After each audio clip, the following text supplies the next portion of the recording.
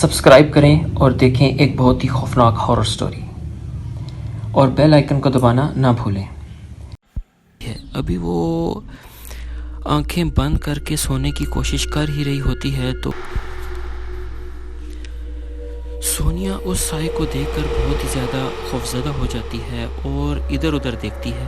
اس کمرے میں وہ سایہ چلتا ہوا واش روم کی طرف چلا جاتا ہے اور سونیا پہلے تو اسے دیکھتی ہے اور واش روم کے دروازے کے پاس ہانٹیڈ ہاسٹل 2۔ یہ کہانی ہے سونیا کی، جو کہ اپنی اعلیٰ تعلیم کے غرض سے شہر میں آتی ہے۔ اسے وہاں رہنے کے لیے ایک ہاسٹل کی ضرورت ہوتی ہے۔ شہر کے تمام ہاسٹل فل ہو چکے تھے، کسی بھی ہاسٹل میں جگہ نہیں ہوتی۔ وہ بہت تلاش کرتی ہے لیکن کسی بھی ہاسٹل میں روم نہیں مل۔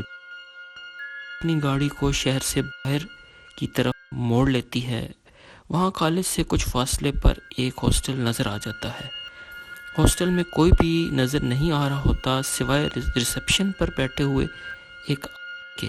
سونیا اس سے بات کرتی ہے تو اسے معلوم ہوتا ہے کہ ہاسٹل میں روم مل سکتا ہے۔ وہ اسی ہاسٹل میں رکنے کا ارادہ کر لیتی ہے۔ ہاسٹل میں بہت زیادہ اندھیرا ہوتا ہے اور کچھ جگہ پر روشنی ضرور ہوتی ہے، لیکن ہاسٹل کے باہر بھی ویرانہ ہوتا ہے اور ہاسٹل کے اندر بھی ویرانہ ہی ہوتا ہے۔ بہرحال وہ اپنے روم کا دروازہ کھولتی ہے اور اندر چلی جاتی ہے۔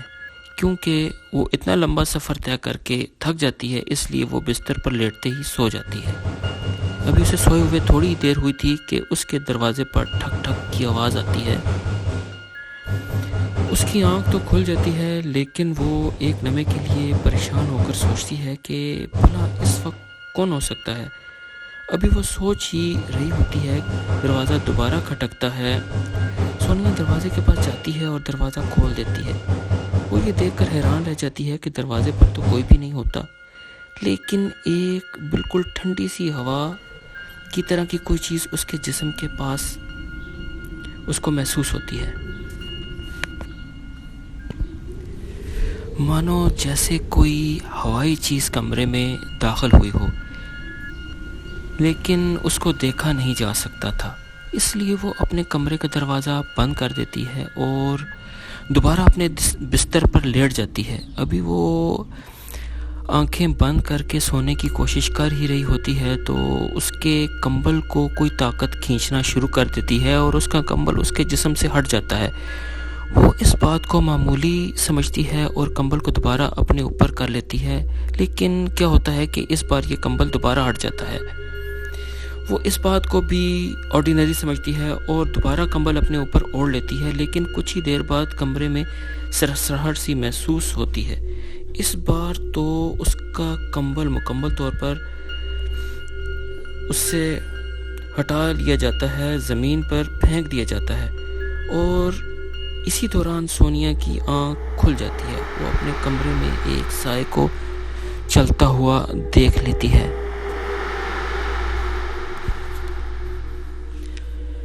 سونیا اس سائے کو دیکھ کر بہت ہی زیادہ خوفزدہ ہو جاتی ہے اور ادھر ادھر دیکھتی ہے۔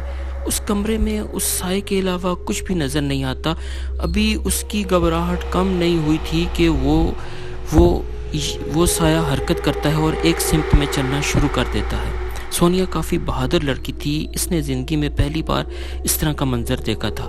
جہاں وہ خوف محسوس کر رہی تھی، وہیں اس کے دل میں یہ تجسس پیدا ہو رہا تھا کہ یہ کون ہے اور یہ کس کی آتما ہے یا کوئی اور بھوت ہے۔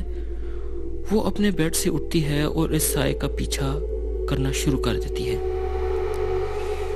وہ سایہ چلتا ہوا واش روم کی طرف چلا جاتا ہے اور سونیا پہلے تو اسے دیکھتی ہے اور واش روم کے دروازے کے پاس آ کر رک جاتی ہے، لیکن کچھ دیر کے بعد سونیا بھی واش روم میں داخل ہو جاتی ہے۔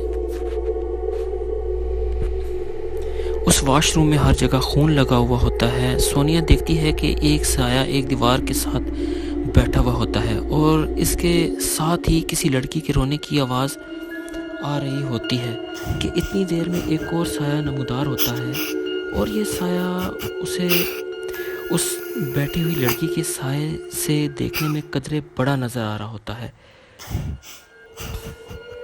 وہ بڑے والا سایہ پہلے تو اس کو ہاتھوں سے اشارہ کرتا ہے اور پھر اس چھوٹی لڑکی کے سائے کو مارنا شروع کر دیتا ہے، پیٹنا شروع کر دیتا ہے۔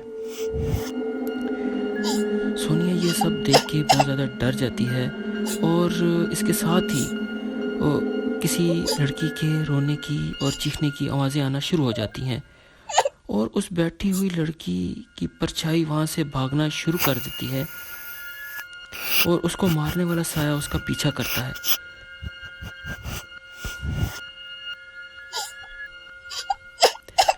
بس اتنے میں کیا ہوتا ہے کہ اس چھوٹی لڑکی کی پرچھائی کھڑکی کے باہر چھلانگ لگا دیتی ہے اور مر جاتی ہے۔ سونیا کھڑکی سے باہر دیکھتی ہے تو اسے ایک لڑکی کی لاش نظر آتی ہے۔ دراصل یہ ہانٹڈ ہاسٹل تھا اور یہاں کے واش مین نے ایک لڑکی کو قتل کر دیا تھا اور اس لڑکی کی روح اس ہاسٹل میں آنے والوں کو اپنی کہانی ایسے سنایا کرتی تھی۔ بہرحال سونیا صبح ہوتے ہی وہاں سے چلی جاتی ہے۔